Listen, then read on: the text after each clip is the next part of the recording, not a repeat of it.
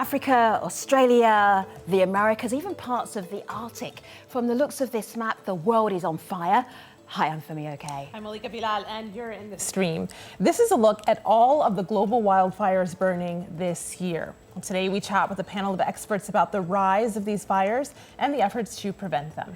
Be sure and join our conversation. You can tweet us at AJ Stream or leave your comments in our live YouTube chat, and you could be in the stream. My name is Felipe Milanese. I'm professor at the Federal University of Bahia. I invite you to fight for the Amazon with us, and you are in the stream. Across the globe, wildfires are raging at record levels. The cause, scientists say, is the global climate crisis. But how is the climate crisis contributing to these fires, and how do we handle them once they start? Well, joining us to discuss this in Scotland, Glenn MacDonald. He's a geography professor at the University of California, Los Angeles, and an expert on the environmental consequences of climate change. In Connecticut, Carla Staver. She's a professor at Yale University whose studies focus on the ecology of savanna and forest systems. And here in the studio, Niels Andela. He's a scientist at NASA's Goddard Space Flight Center, where he studies fire trends across the globe. Welcome, everyone. Hello, it's good to have you. I'm going to throw up that map again. It's from Global Forest Watch. It's almost all of the wildfires that are happening right now. If we have a look at this, Glenn, and contemplate it, it looks quite scary, but are we going in a trend where we're seeing more wildfires happening around the world? I think you have to be careful with that. There are areas where we certainly are. Sure. Western United States, Australia, southern Australia, parts of the Amazon. There are other areas there's actually been a decrease in wildfire because we've cleared the land. We've cleared the forests, so we put it into pasture land or agricultural land. So as a net aggregate, and Neil might want to comment on this, there's actually been a kind of a global decrease in fire, but that's not true for every place. Some places like Western United States, fire has ramped up this century. Yeah, that's right. Thank you so much. Yeah, indeed. Actually, what we see is that, particularly in savanna ecosystems, where actually most of the global wildfires occur, is that we see this really strong decline in wildfires, about a 25% annual burned area loss over just 20 years. And it is really because if you think of a savanna fire, it's only burning through the grass layer. It's not a very intense fire. And if you start to fragment the landscape, for example, you turn it into cropland, or you start grazing it, or you start to build roads, you see actually that those fires can't spread the way they used to be able to spread. So because of that, we see that fires are actually really rapidly disappearing from those ecosystems. Yeah, Carla, go ahead. Can I jump in there? And I think please. An important piece of context for thinking, especially about the savanna case, is the fact that there are a lot of ecosystems on Earth that burned historically even before people started burning. And so we tend to think a lot about how humans are implicated in wildfires. Sure. But systems like savannas were burning before people ever got there. And that's also true of systems like Mediterranean-type chaparral in California. These are naturally fire-prone ecosystems. And so certainly humans can have the impact of increasing fire activity, but in some of these places where fires are a natural part of their ecology, fire actually has decreased through human activities as well. So we mentioned the savannas, and for non-Americans, we're not necessarily talking about the south of the U.S. We're talking about, in some parts, the continent of Africa. So I want to bring our attention to this tweet we got from Francisco, who says, recent wildfires have focused attention on the Amazon rainforest in Brazil, but Western Africa is another major trouble spot. Ivory Coast has lost 80% of its forests over the past 50 years. In Ghana, trees have been chopped down across an area the size of New Jersey. And he goes on to share this picture that's originally from the Washington Post. Carla, I want to give this one to you because he mentions these facts here, but are they cause for concern, or is this part of a cycle that's natural? So this is actually a question that we have worked on in my group.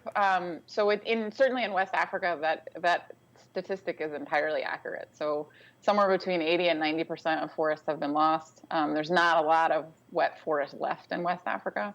That's not true in Central Africa. So there's actually the Congo rainforest is not entirely, but relatively intact compared to some other forests.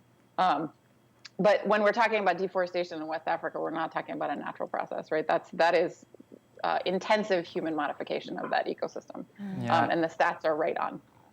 I guess it's important to explain that during the deforestation process, fire is very widely used. So that's both in the Amazon, but also in Western Africa, for example. What happens often is that the forests are cleared, and then there's a lot of material that people just simply want to get rid of before they can use the terrain for agriculture, for example. So fire is very widely used during that. So these are not natural fires, those are man-made fires. Sure. And it's very important to separate those from the natural fires that may burn just a few kilometers further down the road in Western Africa, for example, in the savanna ecosystems. Glenn, what did you want to add? Go ahead.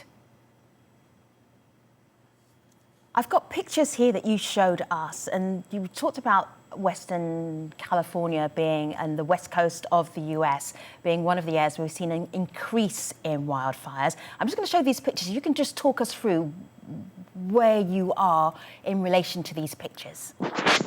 Well, first I want to say that my son took those pictures, and they're Alex McDonald. They're very close to our home, and this is becoming an annual deja vu. Last year, about this time of year, we were evacuated from our house because it was in danger of burning down. This year we have 2 or 3 fires that have sparked up close enough to see them with this kind of, a terrible beauty in a sense.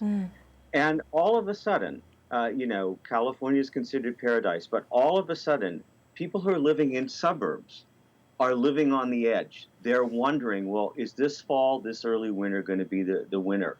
10 years ago, that wasn't the case, but we've seen in Ventura, Santa Rosa, up in Redding, these fires are now burning out of the exurban fringe right into the sort of suburban areas which were developed, for instance, in the 90s, and we would think, just a normal suburb.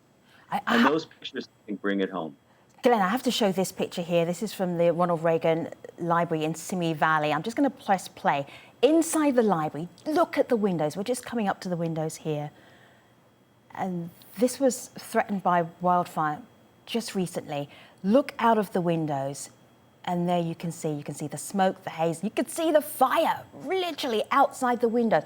It's part of the problem, and I'm just wondering, are we just building in areas that are wildfire prone, and we shouldn't really be living there anyway, Niels? Yeah, that's a good point. In California, there are certain areas, some of the canyons going over to Malibu. The Santa Paula area, the Santa Clara River, Ventura River corridor, area near Paradise, they're basically wind channels. They're areas where we get these very high velocity, strong winds in the fall and early winter. And some of these areas have now burned 2 or 3 times since the beginning of this century. There are areas that, because of their fuel and their local climate, are just going to be dangerous. And the Reagan Library sits right on the edge of one of those. My house is really a stone's throw away from that library. And Glenn, did you, when you got your house, you knew you were somewhere that was potentially very dangerous, and that didn't change your mind about where you wanted to live? It looks beautiful there, by the way. Oh, here, I want to tell you something. When we moved into that area, we did not think it was potentially dangerous. We made sure that we bought a house far away from any of the sort of natural fuels, the chaparral or coastal sage scrub or grassland. We're in the middle of a kind of a suburban area. We did not think when we purchased the house, as many people didn't think, well, we're not near those fuels. We're not mixed in with the chaparral. But the fact is, these fires now are spreading into the urban and the suburban fabric. Yeah, I think, like one of the interesting things, for example, is if you just think about, for example, how people constructed villages and towns historically, like if you think of Southern Europe, where you have these small villages, all the houses packed together, and then the fields around it, and then the forests that were kind of managed as a, by the community, you can see how historically people really took that into mind, those these processes. And I think, like, there's definitely been, I guess because of, our capability to fight fires has improved so much, there has been expansion of urban areas into regions that maybe we shouldn't have built. And now especially, like, since things are changing, people really start to realize, like, wow. Yeah. So we were better at managing fires before than we are right now. Well, I wouldn't say that, but particularly, for example, in the Western U.S., really the nature of the fires has really changed. I'm glad that you mentioned the historic view on this. And Carla, I hear you trying to get in, so I'll give this to you. I wanted to share a couple of tweets from Dr. Crystal Colden, who says, saying people shouldn't live in these areas is not a real solution. Indigenous people lived with fire in these places, and so can we in the 21st century. I'm not sure where the 10 million plus people that live in fire-prone areas would go, and it fails to acknowledge vulnerable populations. But she goes on to say, this landscape was burned for centuries by the indigenous inhabitants to reduce grass and brush and support cultural foods and plants. Indigenous people not only lived with fire, they used it as a tool to survive and support their culture. We have much to learn about this. So, Carla, what's your take on what we have to learn and what we seem to be doing wrong? Well, and I think, you opened the program talking about the incidence of wildfire globally. We spoke a little bit about systems where there's less and a little bit about systems where there's more. I think, and the real point of concern is that there's this increase in the incidence of extreme fires, which threaten human lives and livelihoods. And so the question for us as scientists is where the points of leverage in that system are, right? And so Niels has sort of alluded to the idea. We sort of, I think the technical term would be the wildland-urban interface. So these areas that are really at the interface of flammable wildlands and then where people live as being particularly at-risk areas. And there's a lot of discussion around how we would manage those areas to be less vulnerable to these fire extremes. But there's also a couple of other, I think, Crystal's tweets. I know Crystal's work. I don't know Crystal personally, but I do know her. Do know her work. She's referring to the idea that we could somehow manage fuels to make fires less extreme. So that's something that is a somewhat controversial idea, but has been around for a long time, and is certainly a good option in some contexts. And then the last thing that I think we should probably talk about more explicitly is the idea that global change, so global warming, is resulting in an increase in the incidence of weather that leads to extreme fires, right? So the world is hotter than it used to be, and the fact that it's hotter means that fires have the ability to get much more extreme than they used to. And so those are the three major sort of like where we build and how we build, how we manage fuels, and finally climate change, which is not, it's a tough problem. But those are the major points of leverage that we think about as scientists when we think about how we are impacting fire regimes globally. Glenn, you go first. And I'm just wondering how, as different countries around the world, we are managing this climate change in terms of the impact of the wildfires. And those two are most definitely connected. But you go first with your thought. Well, that was it. I'm glad Carla brought that up. And if we take a look at the California, Western United States, I mean, there's no question that there is a clear relationship between climate change, particularly over the last 2 decades or so, and increased frequency of fires and increased acreage of fires. And there's been a lot of analysis on this. We're seeing that those hotter conditions are creating, basically during the summer, very, very dry air, very low humidity, very high temperatures, which is exacerbating the fire behavior. We're also seeing that the fire season is getting longer. Our winters are getting shorter. We have a longer autumn in California, which is dry, and our spring dries out faster, and so the fire season is lengthened. And there's a relationship between those two things, these temperatures and the length of the fire season and the increased burning we're seeing in the West and California. You can find the same thing in southern Australia. So there's a smoking gun here. There's a fingerprint of climate change here, and we can't ignore that. Yeah. No, I guess like the discussion is now really focused on the Western U.S. so much, which is extremely important, of course. But when we think about the more the global picture. You know, for example, in the tropics, the situation is so different.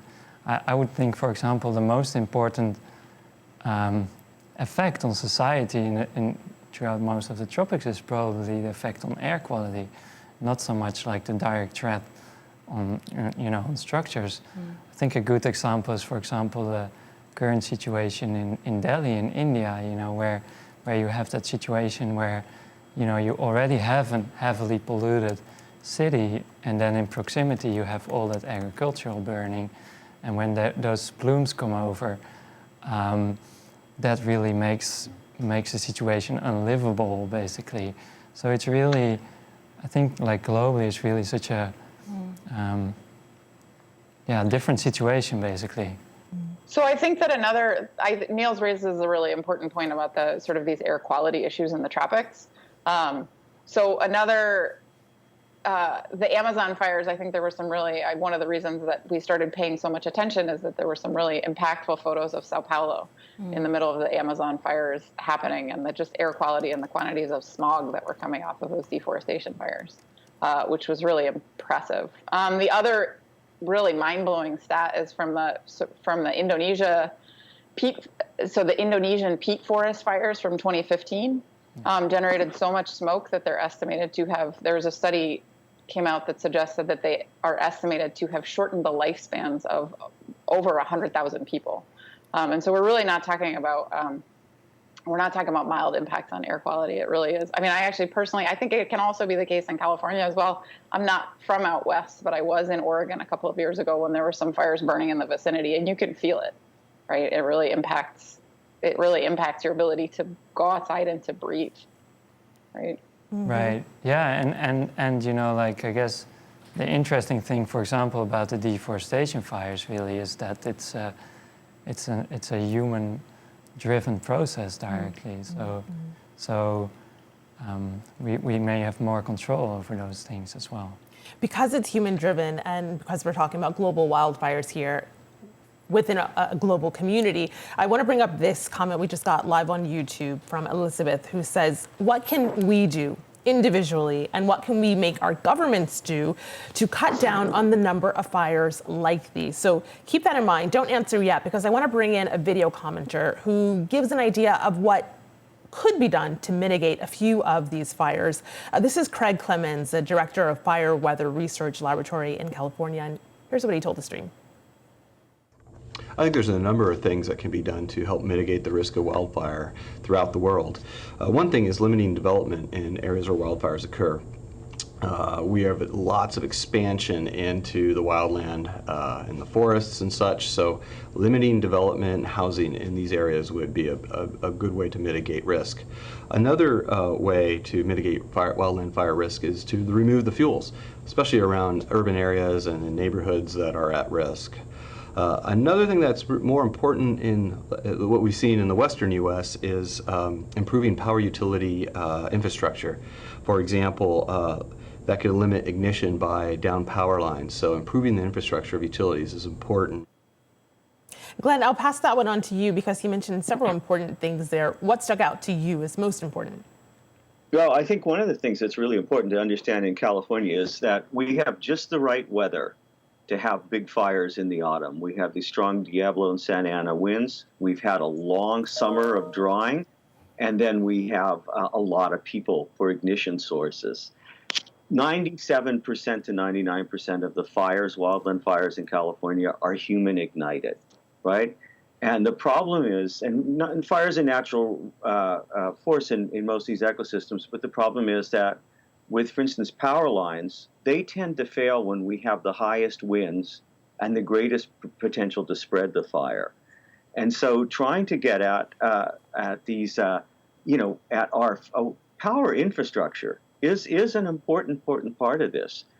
We're going to have fires, but there are certain times we absolutely do not want them to ignite. And right now we are vulnerable because of that power infrastructure. Niels, can I show you something? This is one of your colleagues. He's at the International Space Station. His name is Andrew Morgan. So Andrew took some pictures out of the window of his office, which is the International Space Station. Let me just show you a couple of these pictures here. which are remarkable, which is all the way from the International Space Station, being able to see what is burning down on Earth. What is it that NASA is able to do to help us? I know that you are studying the wildfires and fires around the world. How are your studies helping us? Well, I think in several ways. One of the things I just mentioned, for example, were basically issues related to air quality. So, for example, a recent thing we have been working on is developing an improved global fire emissions database in near real time.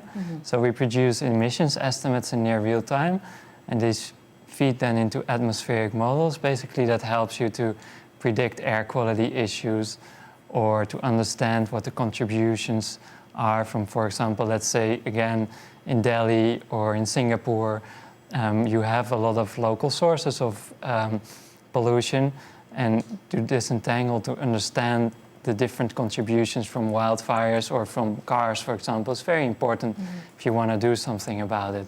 But another thing, for example, that's really interesting and that we focus on, for example, for the Amazon basin, is actually we find that throughout most of the tropics, the weather is quite often very predictable because it's related to large-scale systems driven by the ocean currents, and we can see that from the sea surface temperatures. So what we see, for example, during El Niño Southern Oscillation, when the sea surface temperatures in the Pacific are very high, we see that, for example, across the Amazon basin, we have shortages in rain.